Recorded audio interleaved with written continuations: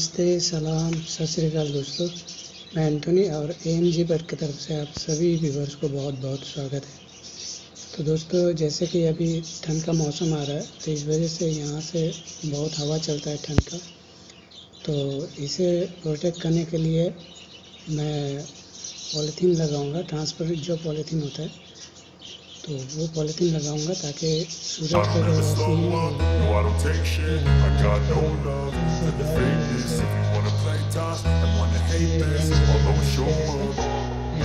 I don't ever slow up, no I don't take shit. I got no love for the fakeness. If you wanna play tough and wanna hate this, I'll always show up and make a statement. I don't ever slow up, no I don't take shit. I got no love for the fakeness. If you wanna play tough and wanna hate this, I'll always show up and make a statement. Everything I do so instinctive and so passionate. Every word I move so descriptive like an adjective. I got a vendetta against people who patented being negative when you should be getting after it.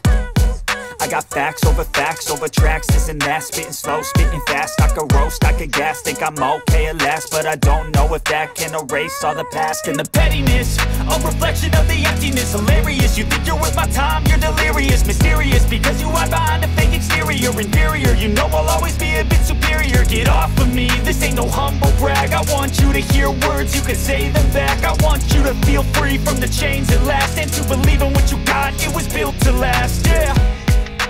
Now that I've been put through hell, I never got anyone's help. I had to do it all myself.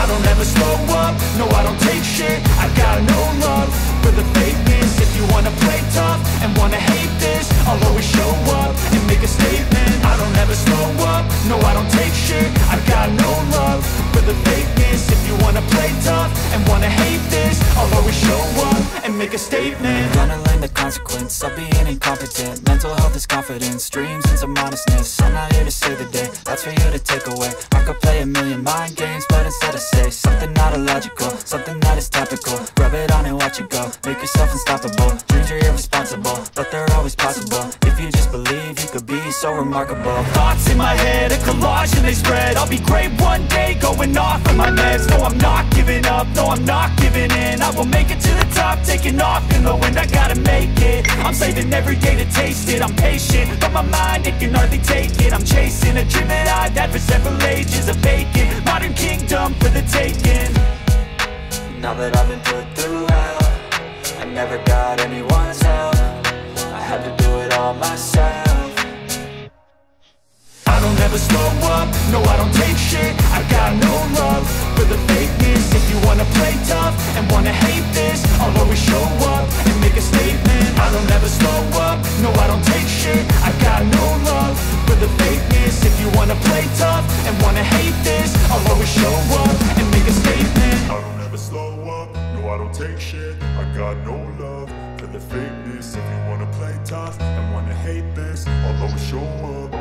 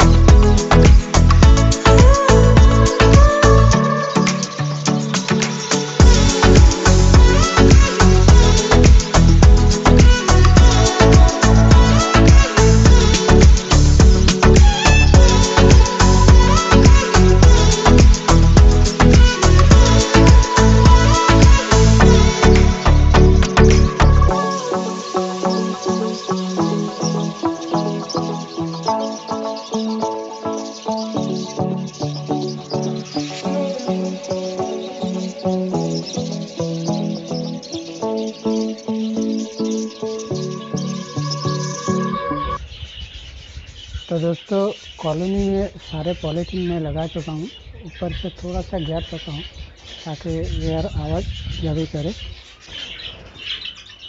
साथ ही मैंने अपने जो कॉकटेल थे उनका बॉक्स दिया था, तो बॉक्स का मेरे पैचलेस जो कॉकटेल है मीटिंग कर रहा था, देख रहा था, तो बॉक्स का नीचे हमेशा बैठा रहता था, बॉक्स के अंदर नहीं जाता था। तो मैंने बॉक्स चेंज करके हांडी लगा दिया। करीबन 4 दिन हो रहा है, 4 दिन पहले मैं हांडी लगा चुका हूँ।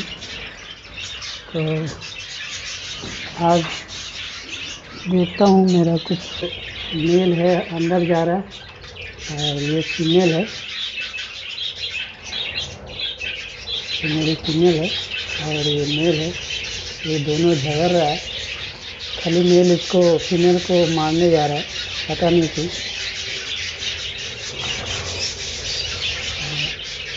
हांडी में शायद कुछ अभी तक रिजल्ट है ना, क्योंकि फीमेल जा ही नहीं रहा है।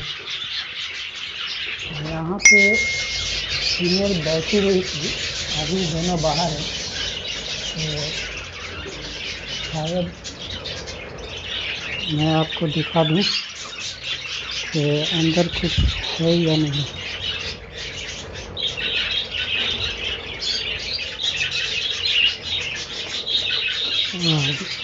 दो अंडा दिखाई दे रहा है दोस्तों, ये बहुत बहुत बहुत अच्छा है। मैं आपको दिखाने की कोशिश कर रहा हूँ। ये देखिए 2 अंडा है अंदर।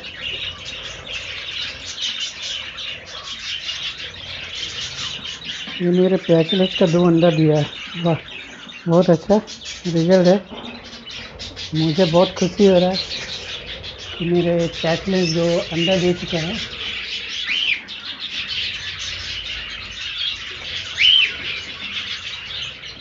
और यहाँ पे भी मैं बॉक्स हटा कर हांडी दे चुका हूँ। मेल तो अंदर जा रहा है और यहाँ पे कुछ है नहीं अभी तक, जो फीमेल अंदर नहीं गई अभी, इस बार भी मैंने देखा।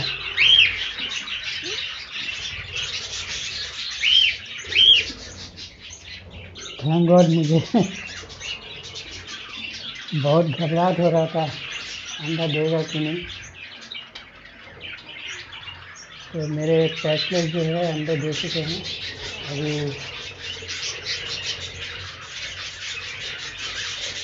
कुछ निकलता है कि नहीं वो भी मुझे देखना है। और मुझे दोस्तों बहुत खुशी हो रहा है, बहुत बहुत। ये फीमेल है।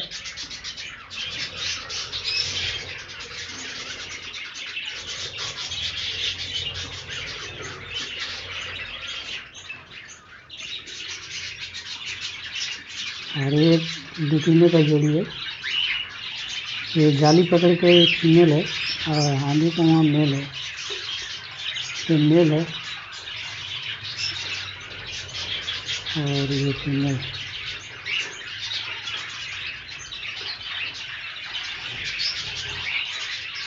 तो दोस्तों रिजल्ट अच्छा है, मुझे बहुत खुशी हो रहा है। फर्स्ट टाइम है मेरे कॉलोनी में जो मेरे पैचलेस फीमेल जा रही है अंदर, फीमेल चली गई। मेरे कॉलोनी में फर्स्ट टाइम मैं मीटिंग लिया कॉकटेल का और 2 एग मुझे देखने को मिला। करीब 4 दिन पहले मैं हांडी को चेंज किया था और बॉक्स का नीचे में जाकर बैठा था, लेकिन बॉक्स के अंदर नहीं जा रहा था। तो मैं सोच रहा था हांडी दूंगा, फिर सोच रहा था हांडी देने से डिस्टर्ब होगा, फिर अंडा देगा कि नहीं, क्योंकि ये लोग। फिर भी मैं बॉक्स हटा के रिस्क लेके अपना हांडी दिया था 4 दिन पहले। तो आज 2 अंडे देखने को मिला, रिजल्ट अच्छा है। उम्मीद है फिर देखने को मिल जाएगा।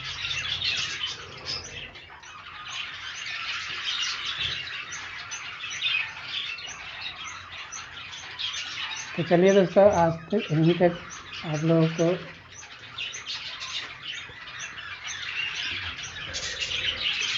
फीमेल बाहर की रहेगी, मेल ऊपर है, फीमेल हांडी में है। मैं ज़्यादा डिस्टर्ब नहीं करूँगा, अभी निकल जाऊँगा।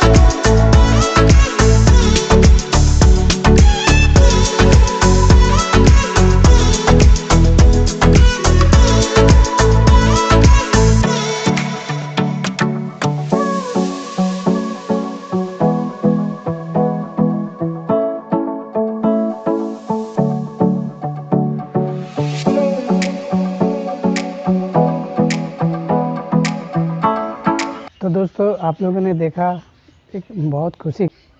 एक्चुअली कॉकटेल जो मेरा फर्स्ट टाइम जो ब्रीडिंग किया वो करीबन 2 साल बाद कर रहा है।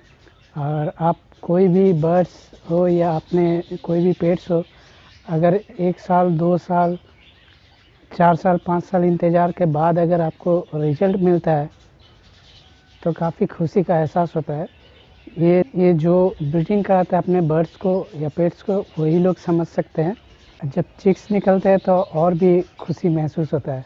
आप अपने बर्ड्स पेट्स को जो सेवा करते हैं, जो केयर करते हैं सालों साल, उसके बाद अगर आपको रिजल्ट दिखने को मिलता है तो ये सबसे बड़ी खुशी की बात होता है। तो दोस्तों वीडियो अगर अच्छा लगा तो एक लाइक कर दीजिएगा, और अगर आप लोगों को कुछ सुझाव देना है तो कमेंट्स कर दीजिएगा। और चैनल में अगर नए हैं तो इस चैनल को सब्सक्राइब कर लीजिएगा, ताकि आने वाले जो भी वीडियो मैं अपलोड करूं वो नोटिफिकेशन आप तक पहुंच जाएगा। तो दोस्तों इस वीडियो को पूरा देखने के लिए AMG बर्ड की तरफ से आप सभी व्यूअर्स को बहुत बहुत धन्यवाद। আপনাদের বাড়িতে পেটস বলুন বার্ডস বলুন যাই আছে, একটা 2 বছর 3 বছর পর যদি একটা রেজাল্ট দেখতে পাওয়া যায়, তাহলে আপনার মানে এই আনন্দ অনুভূতি খুশিটা তারাই বুঝতে পারবে যারা নিজেদের পেটস আর বার্ডসদের কেয়ার করে, লালন পালন করছে এবং তার থেকে রেজাল্ট দিচ্ছে। তো এটা অনেক খুশি, অনেক আনন্দের ব্যাপার। তো বন্ধুরা এই ভিডিওটা পুরো দেখার জন্য AMG বার্ডের তরফ থেকে আপনাদের সবাইকে ধন্যবাদ। যারা এই চ্যানেলে নতুন আছেন তারা এই চ্যানেলকে সাবস্ক্রাইব করে নেবেন, যাতে আগামী দিনে যে ভিডিওগুলো আমি আপলোড করব সেই নোটিফিকেশানটা আপনার কাছে পৌঁছে যাবে। তো এই ভিডিওটা পুরো দেখার জন্য AMG বার্ডের তরফ থেকে আপনাদের সকলকে অনেক অনেক ধন্যবাদ।